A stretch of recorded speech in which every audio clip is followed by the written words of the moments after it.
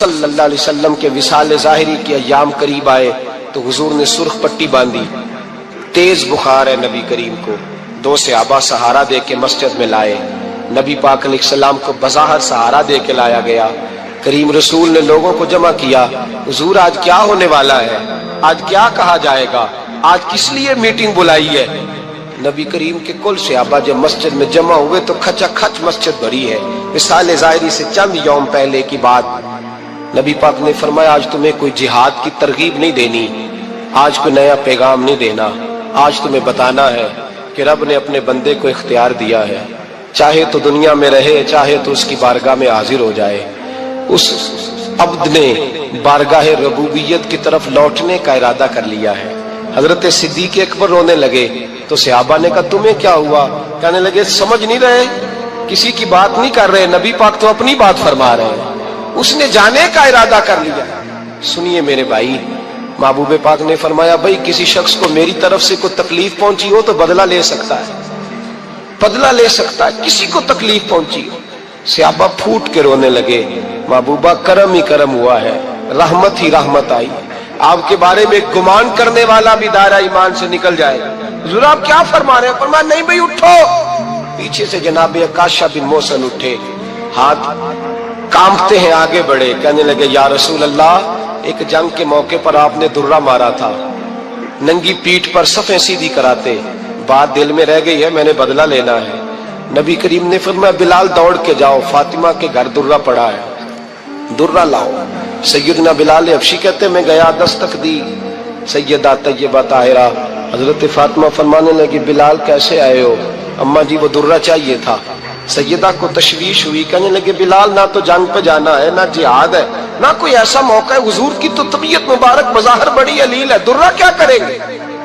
حضرت بلال عرض کرنے لگے اماں جی ایک صحابی بدلہ لینے لگے ہیں، صاحب طبقات نے جملے لکھے ہیں، کہتے ہیں بی بی صاحبہ نے درہ بھی دیا اور امام حسن حسین کو بھی باہر نکالا۔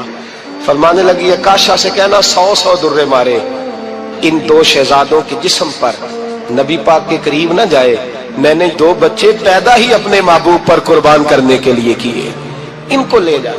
حضرت بلال کہتے میں 2 شہزادے لے کے آیا، اور جب دروازے میں میں لے کے پہنچا تو نبی پاک نے دیکھا تو آنکھوں میں آنسو آ گئے۔ فرمایا ان کو بٹھا دو، مجھے پتا ہے فاطمہ نے کیا کہہ کے بھیجا ہے۔ حضرت سیدنا بلال فرماتے ہیں درہ میں نے جناب عکاشہ کو دیا، حضرت عکاشہ درہ لے کے آگے جو بڑھے تو حضرت ابو بکر صدیق نے ان کے پیروں پہ ہاتھ رکھا، فرمایا عکاشہ میری طرف آ یار، مجھے ماں درے، نبی پاک کے قریب نہ جا۔ مصطفیٰ کریم نے فرمایا ابو بکر تو ہٹ جا، اسے آنے دے۔ فرماتے ہیں میں چند قدم آگے گیا تو مولا علی شیر خدا نے میرے پیر پہ ہاتھ رکھا، کہنے لگے عکاشہ سوچ تو صحیح تو کیا کر رہا ہے؟ حضور نے فرمایا علی ہٹ جاؤ، میرا اور ان کا معاملہ ہے۔ جناب عکاشہ آگے بڑھ رہے، نبی کریم نے فرمایا میں اپنی امت کو درس دینا چاہتا ہوں، خبردار خبردار زندگی میں تمہارے ہاتھ سے زبان سے کسی کو تکلیف نہ پہنچنے پائے، خبردار یاد رکھنا وہ معاشرے بگڑ جاتے ہیں، وہ معاشرے تباہ کر دیے جاتے ہیں جہاں ظلم ہوتا ہے، جہاں زیادتی ہوتی ہے، جہاں لوگوں کو ستایا جاتا ہے۔ محبوب کریم کے قریب آئے حضرت عکاشہ کہ حضور میری پیٹھ ننگی تھی، آپ بھی ذرا کپڑا ہٹائیے۔ نبی کریم نے پیٹھ سے کپڑا ہٹایا، جناب عکاشہ نے درہ جو اٹھایا تو صحابہ کی چیخیں نکلی، حضرت عکاشہ نے درہ دور پھینکا، حضور کے بطن اطہر سے لپٹ گئے، چومنے لگے، کہنے لگے حضور وہ تو صفیں سیدھی کراتے لگ گیا تھا، آپ نے کہاں مارا تھا؟ یا رسول اللہ میں تو بہانہ بنا رہا تھا کہ جاتی دفعہ مجھے وجود چومنے کا موقع نصیب ہو جائے، مجھے یہ موقع نصیب ہو جائے۔ میرے حبیب نے فرمایا جس نے جنتی دیکھنا ہو میرے عکاشہ کی زیارت کر لے۔ بھائی ظلم کا دروازہ کھلا ہوا ہے اور لوگ بھول جاتے ہیں زیادتی کرتے ہوئے، وہ بہو سے ہی کیوں نہ کریں، وہ اپنے گھر کے بھول جاتے ہیں کہ شاید پوچھنے والا کوئی نہیں، شاید میزان نہیں لگے گا۔ ایران کے بادشاہ نے اپنے بیٹے کو پڑھانے کے لیے ایک استاد صاحب کا بندوبست کیا۔ استاد صاحب کو کہا کہ میرے بچے کو دین پڑھائیے، میں چاہتا ہوں کل اس نے عنان حکومت کو سنبھالنا ہے تو یہ دین سے آگاہ ہو جائے، اس کو کچھ سکھائیے پڑھائیے۔ بہت نیک بزرگ بڑے درویش عالم پڑھانے لگے، اسباق مکمل ہو گئے، دین کے اسباق قرآن مجید پڑھایا، احادیث طیبہ کا درس دیا، اصول فقہ سے روشناس کرایا۔ جب بچے نے مکمل تعلیم حاصل کر لی اور آمین ہو گئی، دستار ہو گئی، فارغ ہو گئے، تو پھر ایک دن استاد صاحب نے کہا بیٹے کل تم نے ضرور آنا ہے، کچھ بات کرنی ہے۔ شہزادہ گیا ملنے استاد صاحب سے، استاد صاحب نے کنڈی لگا لی، ہاتھ میں درہ پکڑ لیا، مار مار کے پورے وجود کو زخمی کر دیا، کوئی غلطی نہیں، کوئی بات نہیں، مارا۔ اب بچہ آیا آ کے بادشاہ سلامت سے کہا کہ ابا جی سمجھ نہیں آئی، بڑا مارا ہے استاد۔ تو سیانے تھے نا بادشاہ، یہاں تو قاری صاحب روز کٹہرے میں کھڑے ہوتے ہیں، مولوی صاحب آپ نے میرے بچے کو کیوں مارا ہے؟ آپ 8,000 کے مولوی ہیں، میرا کئی کروڑ کا بچہ ہے، سویرے بدل لیں گے، خبردار آپ نے بچے کو ہاتھ لگایا، اپنی حیثیت میں رہے معاذ اللہ۔ جو قومیں استادوں کو کٹہروں میں کھڑا کرتی ہیں وہ ترقی نہیں کر پاتی، جو استادوں کو کٹہروں میں روز کھڑا کرتے ہیں۔ کہا ابا جی بڑا مارا ہے، تو والد بڑے سمجھدار تھے، کہنے لگے بیٹا استاد باپ ہوتا ہے، وہ زیادتی نہیں کرتا، کوئی بات ہوگی میں تیرے استاد کو کٹہرے میں نہیں بلاؤں گا۔ اماں سے بات کی، اماں کہنے لگی بیٹا میں تیرے باپ سے کیسے بات کروں، ڈرا تھا۔ وقت گزر گیا، 22 سال بیت گئے، 22 سال گزر گئے، بادشاہ کا انتقال ہوا، شہزادہ تخت پہ بیٹھا، پہلا حکم یہ دیا کہ میرے استاد کو بلاؤ، پہلا حکم۔ استاد جی بوڑھے ہو گئے تھے، چھڑی کے اوپر ٹیک لگا کے آئے اور بھویں سفید ہو کے جھک گئی تھیں، یوں آنکھ کھول کے بڑی مشکل سے دیکھا، کہنے لگے شہزادے حکم ہو۔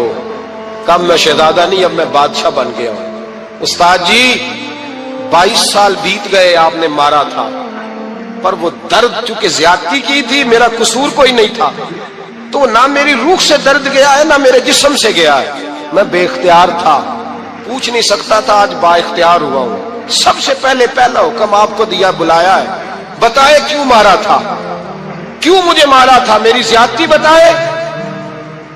تو استاد، بوڑھے استاد کی آنکھیں آنسوؤں سے بھر گئی، کہنے لگے بیٹے بس آج کے دن کے لیے مارا تھا، یہ جو دن آ گیا نا میری زندگی میں اس لیے مارا تھا، یہ میں چاہتا تھا میری زندگی میں وقت آئے، آج کے بس میری مراد پوری ہو گئی۔ کہ صاحب کس لیے، مجھے بھی سمجھائے۔ آپ فرمانے لگے کتنی دیر ہو گئی تجھے مار کھائے ہوئے، کتنا زمانہ بیت گیا؟ کہنے لگا 22 سال۔ فرمایا زخم بھولے تو نہیں، درد ختم تو نہیں ہوئی، تمہیں بات 1 منٹ کے لیے بھی تمہارے حافظے سے محو تو نہیں ہوئی؟ کہ استاد جی روز رات کو یاد آتی، روز خیال آتا تھا۔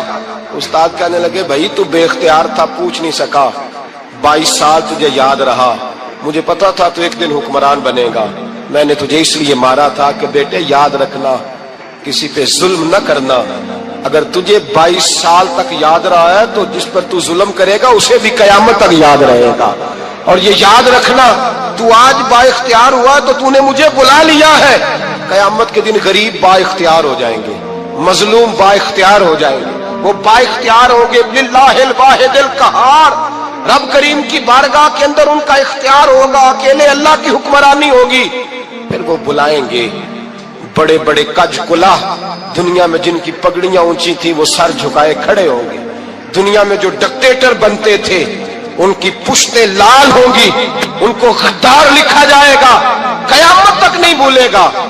ظلم کرنا تو سوچ سمجھ کے کرنا، اتنا کرنا جتنا تم سہ سکتے ہو، اتنی زیادتی کرنا جتنی قیامت میں تم برداشت کر سکتے ہو۔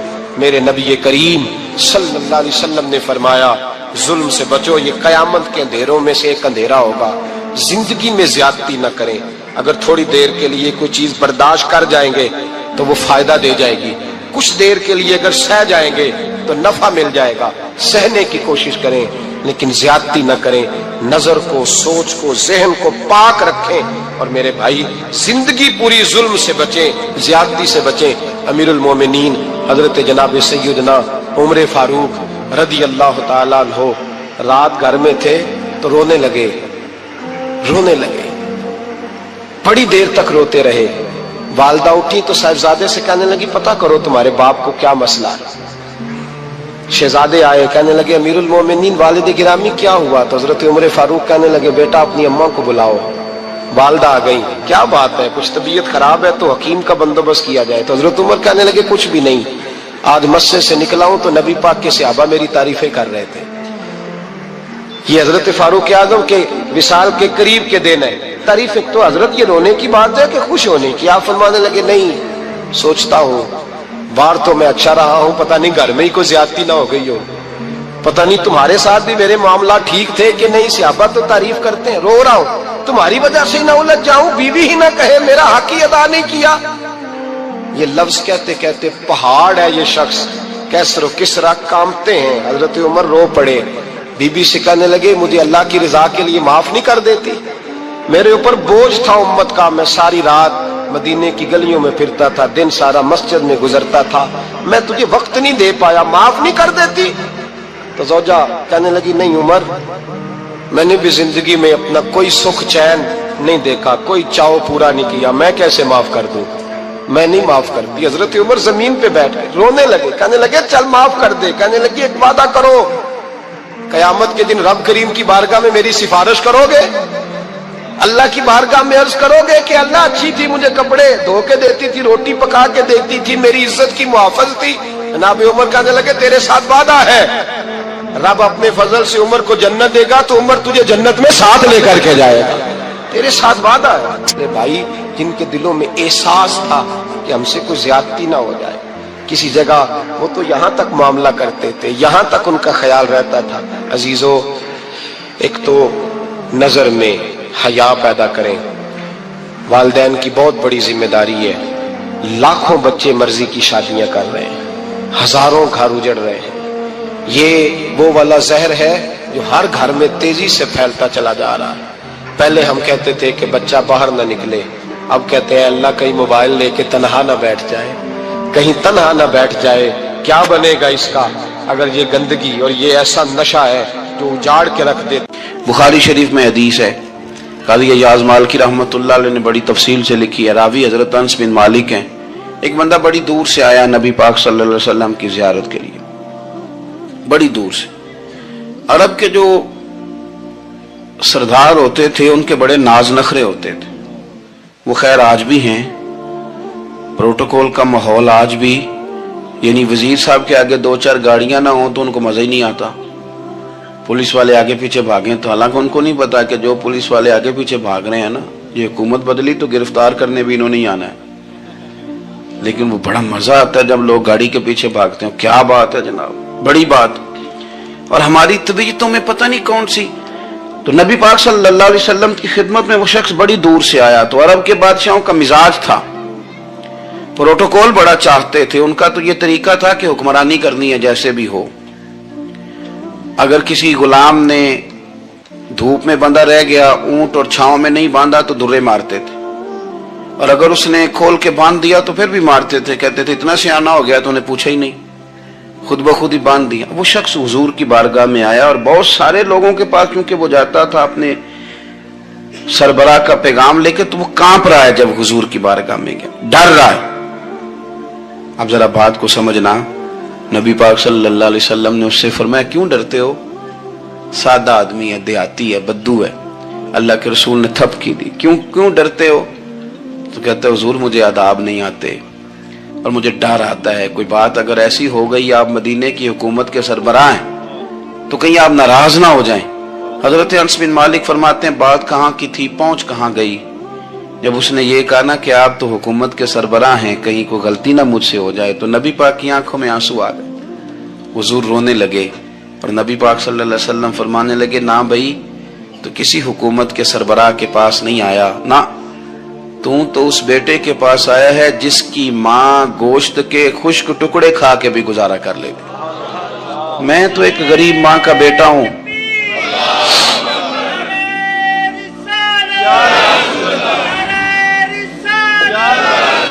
भाई अगर आपका ये ज़ौक बन जाए, देखो ना आज तो लोग भूल जाते हैं ना, कपड़े बदल लेते हैं तो वो समझते हैं कि शायद सारा कुछ ही बदल गया, यानी गांव से आकर पढ़ने वाले भूल ही गए हैं कि किसकी माँ ने कितना जेवर बेचा थे। लोग भूल जाते हैं चीजों को, अपने माजी को याद रखें। आप लोगों के साथ प्यार करें, आप लोगों को मौका दें, आप थोड़ी सी और कोशिश करें उस शख्स तक जाने की जो आपको मायूस नजर आ रहा है, परेशान नजर आ रहा है। ये हमें मिलाद वाले महबूब सल्लल्लाहु अलैहि वसल्लम ने दरस दिया। एक और पहलू, हुजूर सैयद आलम सल्लल्लाहु अलैहि वसल्लम ने, हमारे यहाँ ना अभी भी बरादरी की तकसीम है, अभी भी, اور کچھ میں نے ایسے کمزور لوگ بھی دیکھے. یہ اس طرح کی حرکتیں ہارے ہوئے لوگ کرتے ہیں. ہارے ہوئے لوگ جو اپنے آپ کو سمجھتے ہیں کہ میں کوئی بڑا آدمی ہوں.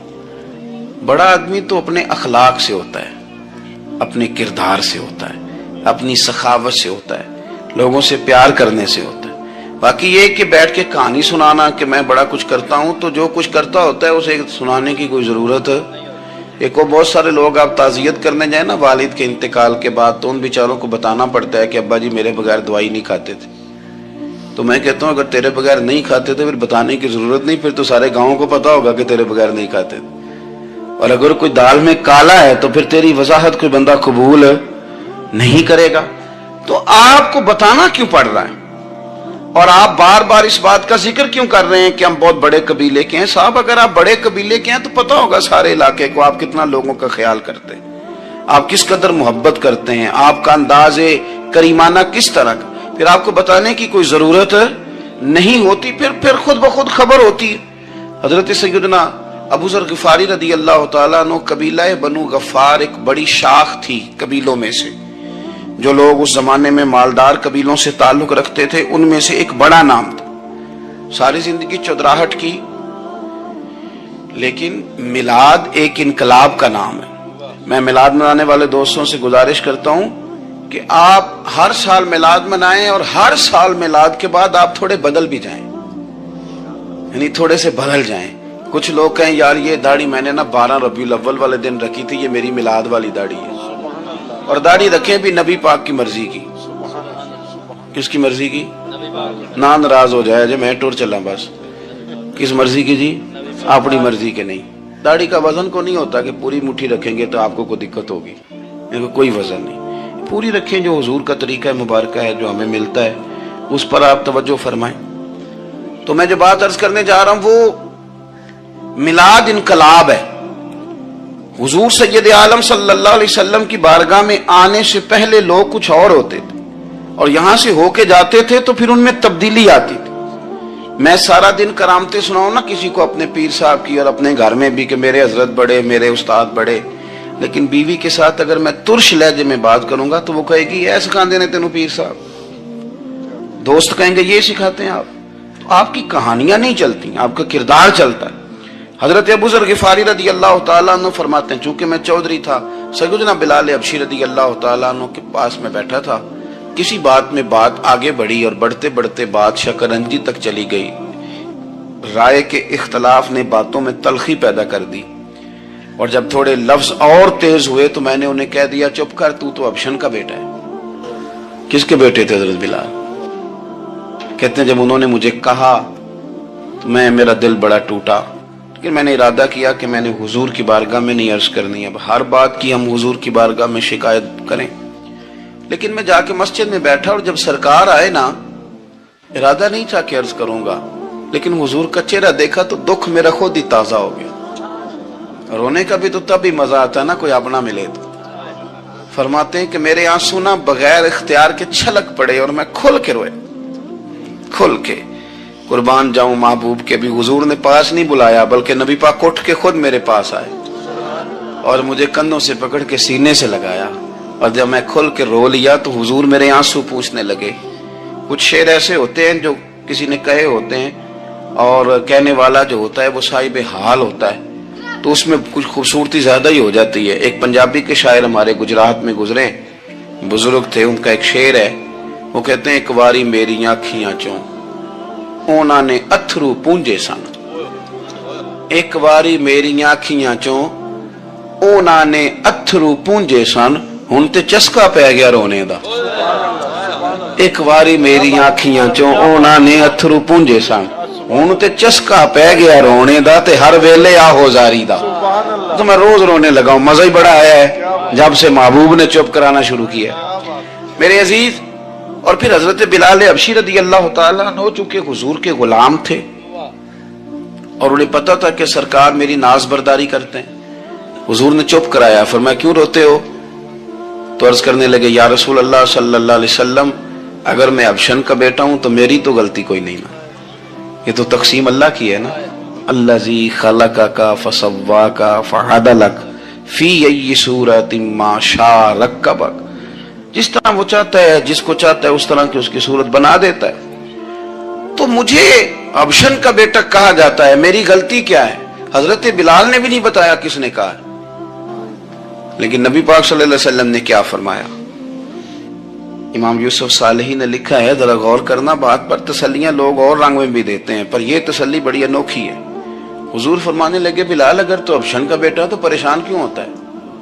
کالے رنگ والی ماں کا بیٹا ہے تو پریشان کیوں ہوتا ہے اگر تیری والدہ کا رنگ کالا ہے تو؟ عرض کی حضور آپ کیا فرمانا چاہتے ہیں؟ تو سرکار فرمانے لگے، میں دو ماؤں کا بیٹا ہوں، ایک جناب آمنہ جنہوں نے مجھے پیدا کیا اور ایک حضرت ام ایمن جنہوں نے میری پرورش کی، مجھے بڑا کیا. حضور فرمانے لگے، میری ماں آمنہ کا رنگ گورا تھا اور میری ماں ام ایمن کا رنگ کالا ہے. تو فرمایا اگر تجھے کسی نے کالے رنگ والی ماں کا بیٹا کہا تو اسے کہہ دینا مدینے والی محبوب کے بھی تو ایک والدہ کا رنگ کالا ہے، تو کہہ دینا. حضرت بلال کہتے ہیں کہ وہ اس طرح کی تسلی تھی، طفل تسلیاں نہیں جس طرح کی ہمیں دی جاتی، وہ اس طرح کی خوبصورت تسلی تھی کہ اس کے بعد میرا دل ایسا ٹھنڈا ہوا، پھر کسی کا تانا نہیں رہا.